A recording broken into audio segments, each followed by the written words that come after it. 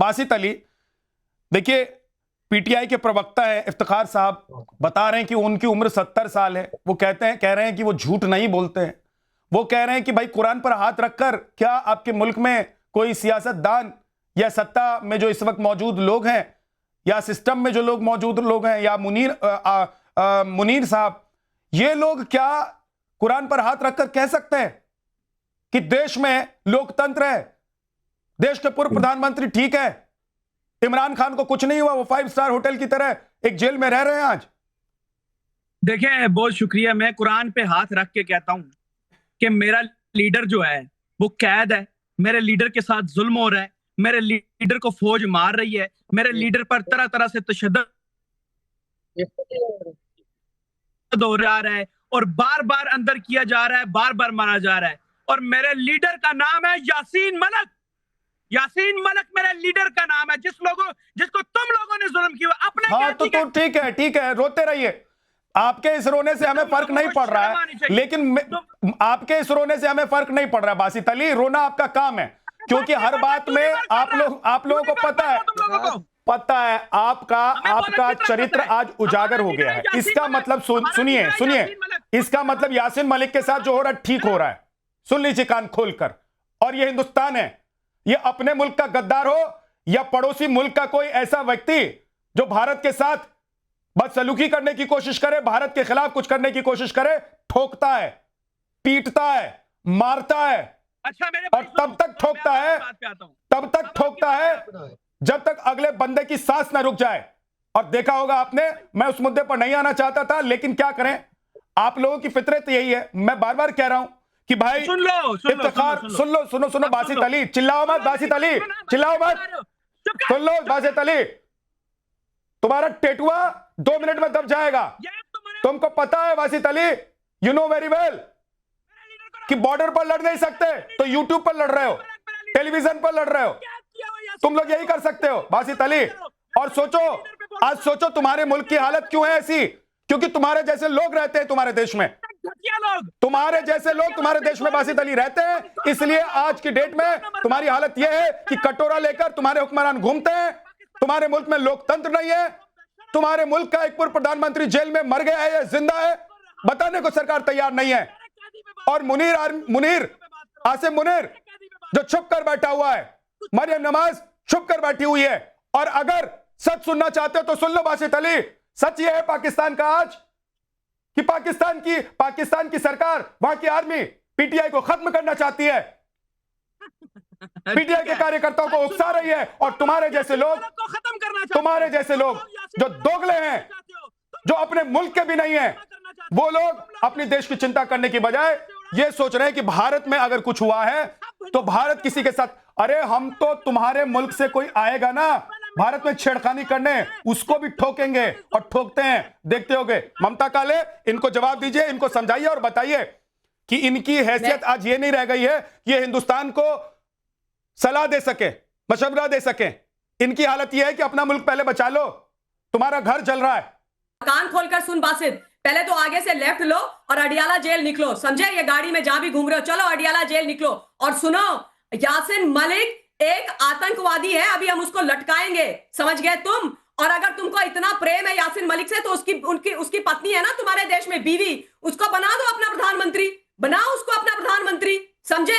हमारे देश में घुस करके हमारे एयरफोर्स ऑफिसर्स पर गोली चलाओगे, हमारे लोगों के ऊपर आंख उठा करके भी देखोगे, तुम्हारी आंखें भी नोचेंगे और तुमको लटकाएंगे भी और तुम्हें सजा भी देंगे। कान खोल के सुन लो, पगला गए हो तुम, हंसी आ रही है ममता, हंसी आ रही है। ये देखिए, ये चरित्र है। और मैं कहूंगा कि इस वक्त दुनिया के जितने भी लोग हमारे चैनल को देख रहे हैं या जिस भी प्लेटफॉर्म पर इस शो को देखेंगे, वो क्या सोच रहे होंगे कि ये जो बासित अली है, जो अपने आप को पाकिस्तानी कहता है, जो पाकिस्तानी नागरिक होने का दम भरता है, जो कहता है कि हमारा मुल्क ये वो, उसको देख लीजिए, ये वही है, ये कैरेक्टर है, हम किसी से ये पाकिस्तान का कैरेक्टर है, ये पाकिस्तान का चरित्र है। ये बंदर की तरह उछल रहा है। मुझे तो आज अच्छा लग रहा है कि तुम्हारे मुल्क में कोई एक ऐसा बंदा आज मेरे टेलीविजन पर, मेरे चैनल पर बैठा हुआ है जो कम से कम अपने मुल्क के लिए सोच रहा है, अपने देश के लिए सोच रहा है। वो हिंदुस्तान से लड़ना चाहता है, अगर लड़ाई होगी तो लेकिन कम से कम अपने मुल्क में लोकतंत्र के लिए, अपने नेता के लिए, अपने आवाम के लिए वो बोल रहा है।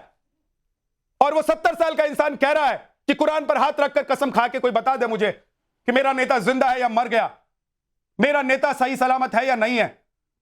लेकिन तुम्हारे जैसे लोग जो यूट्यूब चैनल चलाते हैं वही पाकिस्तान में आग लगाते हैं, वही आग लगाते, फिर बंदरपना करने लग गए, फिर बंदरों की तरह हरकत करने लग गए। बासित अली, बंदर नहीं हो तुम, या मानते हो कि अभी भी बंदर ही रह गए हो? भाई बंदर ही रह गए हो तो बंदर की तरह रहो। ये है, देखिए, पकड़ के पीटेंगे तुमको ये अगर पीटीआई नहीं, इनको पीटने की जरूरत नहीं है ममता। अब तो सुनिए, ये पाकिस्तान भस्मासुर है ममता, पाकिस्तान भस्मासुर है। पहले तो पाकिस्तान की सरकार से, पाकिस्तान की फौज से लोग सोचते थे कि इनसे दिक्कत होती है, लेकिन पाकिस्तान की फौज और वहां की सरकार ने ऐसे बंदर पैदा कर दिए। अब देखिए, ये बासित अली जैसे बंदर, और ये बंदर हर जगह नाचते हैं, खुजली करते हैं, ऐसे ऐसे ऐसे ऐसे। ये देखिए, ये इनकी फितरत है। वो 70 साल का बूढ़ा व्यक्ति बैठा हुआ है, पीटीआई के प्रवक्ता हैं, वो कह रहे हैं कि भाई साहब हमारे मुल्क में कुछ भी ठीक नहीं चल रहा है, और लेकिन हिंदुस्तान से लड़ाई होगी तो हम लड़ेंगे। लड़नी भी चाहिए भाई, क्योंकि आप पाकिस्तानी हैं और देश के हर नागरिक का ये दायित्व होता है, अधिकार होता है कि अपनी मिट्टी के लिए वो लड़े और मर जाए। लेकिन ये देख लीजिए इफ्तिखार साहब, आपके देश में ऐसे बंदर भी हैं, और अगर आपके देश में ऐसे बंदर नहीं होते ना तो मुझे लगता है कि भारत और पाकिस्तान के रिश्ते अच्छे होते। आपके जैसे आपके देश में अगर आसिम मुनीर जैसे सेना अध्यक्ष नहीं होते तो भारत पाकिस्तान के रिश्ते अच्छे होते। शिवा साहब कुछ कहना चाह रहे हैं, बोलिए। हाँ देखो, मैं यही कहूंगा विद्या कि पाकिस्तान के अंदर वही होता है जो पाकिस्तान की फौज चाहती है, क्योंकि वहां पर जो असली आ रहा हूं साहब, एक सेकंड आ रहा हूं जरा। मेजर जनरल अश्विनी श्रीवास्तव साहब कुछ बोल रहे हैं, उसके बाद आपके पास आ रहा हूं। जी वेलकम सर, वेलकम। मैं यही कह रहा हूं, पाकिस्तान में असली पावर जो है वो इस्लामाबाद से नहीं, वो जनरल हेडक्वार्टर रावलपिंडी से होती है। और पाकिस्तान में वही होता जो आसिम मुनीर चाहते हैं, वो एक प्रकार से सारी पावर उन्होंने ले ली है। यूं कहते वहां पर एक कहावत है पाकिस्तान में कि आज तक पाकिस्तान की आर्मी कोई इलेक्शन हारी नहीं और कोई जंग जीती नहीं। तो जिस प्रकार से अब आप इमरान खान का एक मेडिकल बुलेटिन भी नहीं दे सकते, आप उनकी बहनों को नहीं मिलने दे रहे, ये तो मुझे लगता है कि किसी देश की डेमोक्रेसी में तो ये कहीं ना कहीं होता नहीं है। और इनको ये समझ नहीं आ रहा, जिस प्रकार से लोग इकट्ठे होते जा रहे हैं, 10,000 इकट्ठे हो गए हैं, ये तूफान है। ये जब एक बार फूटेगा तो पाकिस्तान को समझ नहीं आएगा, और फिर मुझे लगता है पाकिस्तान सिविल वार की तरफ जाएगा, क्योंकि जिस प्रकार से ह्यूमन राइट वायलेशन किया इन्होंने, और वो भी किस पे किया है, इमरान खान जो सैयद उमर गर्देजी जी के पास मैं नहीं जा पाया हूं, पाकिस्तान के पत्रकार हैं। सईद साहब, भारत क्या सोच रहा है, दुनिया क्या सोच रही है, ये तो दुनिया और भारत के लोग जो हैं वो बाहर से बैठकर देख रहे हैं, या इनपुट जो हमारे पास आ रहे हैं वो हम लोग सुन रहे हैं, समझ रहे हैं, या जो तस्वीरें हम देख रहे हैं। आपके मुल्क में, आपके ही पैनल में, इस पैनल में बैठे हुए इफ्तिखार साहब हैं, पीटीआई के प्रवक्ता हैं, 70 साल वो अपनी उम्र बता रहे हैं। वो अपनी उम्र का हवाला बार बार इसलिए दे रहे हैं, और मैं उनकी उम्र का हवाला बार बार इसलिए दे रहा हूं क्योंकि वो बता रहे हैं कि उन्होंने पाकिस्तान को हर दौर में देखा है। उन्होंने इमरान खान से पहले भी देखा है, इमरान खान के बाद भी देख रहे हैं। तो मैं ये जानना चाह रहा हूं कि आप लोग ये हिंदुस्तान को कोसने में रह जाएंगे, या सही मायने में आपके देश के भीतर आपका जो अपना दुश्मन है, या आपके देश को जो जलाना चाहते हैं, जो आपके देश को आगे नहीं बढ़ने देना चाहते हैं, उन लोगों से भी कभी आप लड़ाई लड़ेंगे?